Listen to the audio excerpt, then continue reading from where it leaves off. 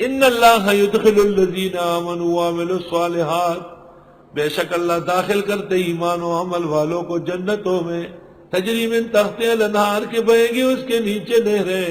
یحلون فیہا من اساور، پہنایا جائے گا ان کو کنگن، من ذہب سونے کے، ولؤلؤا اور موتیاں،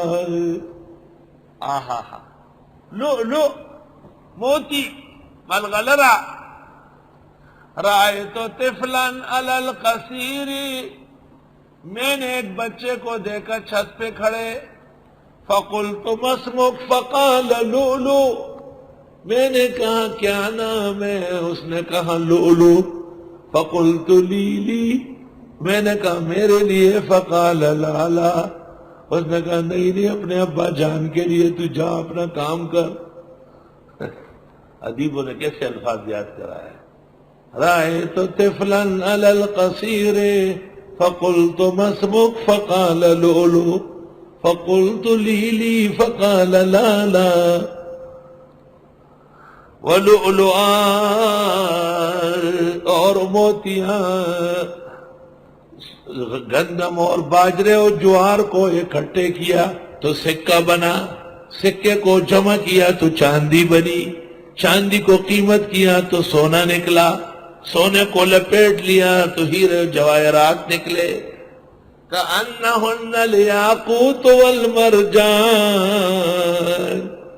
جنت کی عورتیں سرخ جیسے یاقوت اور پے در پہ بھری ہوئی جیسے مرجان، فَبِأَيِّ آلَاءِ رَبِّكُمَا تُكَذِّبَانِ، ہم سمجھتے ہیں کہ ہیرا قیمتی چیز ہے، منصور بھائی نے بتایا کہ یاقوت کی دلالی میں ہیرے دیے جاتے بھر بھر کے، یہ یاقوت دلا دو یہ سارے ہیرے لے جاؤ، کأنہن الیاقوت والمرجان، جنتیوں کو پہنایا جائے گا کنگن سونے کے اور موتی، وَلِبَاسُهُمْ فِيهَا حَرِيرٌ، اور لباس ان کا جنت میں ریشم کا ہوگا، بدعتی کہتے ہیں ہرے کا ذکر آیا ہے، یہ اس لیے کہ ہرا یہاں ناجائز ہے، وَهُدُوا إِلَى الطَّيِّبِ مِنَ الْقَوْلِ، اور ان کو دعوت دی جائے گی بہترین بات کی، دنیا کے اندر لا الہ الا اللہ،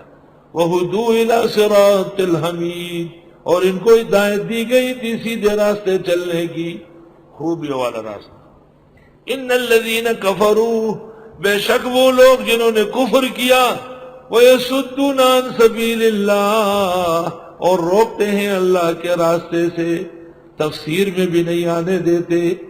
کہ سب کو برا کہتے، سب کو گالیاں دیتے، والمسجد الحرام، یہ تو مسجد حرام سے بھی روکتے ہیں، کہتے کعبے کے امام کے پیچھے نماز نہیں ہوتی، ان کی گمراہی اور ضلالت ازلی اور ابدی ہے، یہ عرب و عجم کے علماء توحید کے دشمن ہیں۔ ہمارا عقیدہ یہ ہے کہ حرمین کے ٹیکسی کا ڈرائیور وہ عجم کے غوث و کتب سے بہتر ہے، کیونکہ اس کی توحید ضرب المثل ہے۔ عراق اور سعودیہ کی جنگ گزری تھی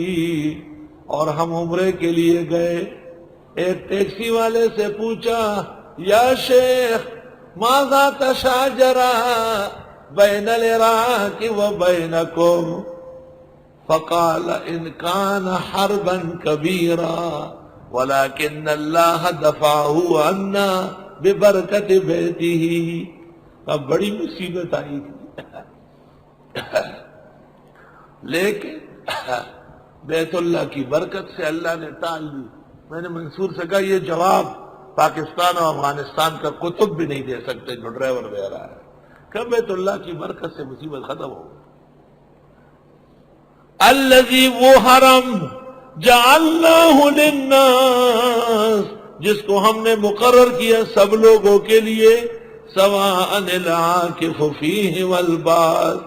برابر ہے اس میں رہنے والا اور باہر سے آیا ہوا۔ امام اعظم نے آیت سے استدلال کیا کہ بیوت مکہ کا استیجار ناجائز ہے، بس بادشاہوں کو ٹھیک کر کے اور رکھے، حاجیان آئے اور اس میں رہے،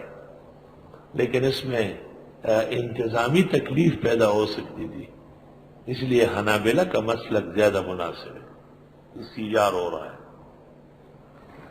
یعنی امام اعظم نے کہا کہ کوئی مالک نہ ہو، بس سرکار کے حق میں وقف ہو،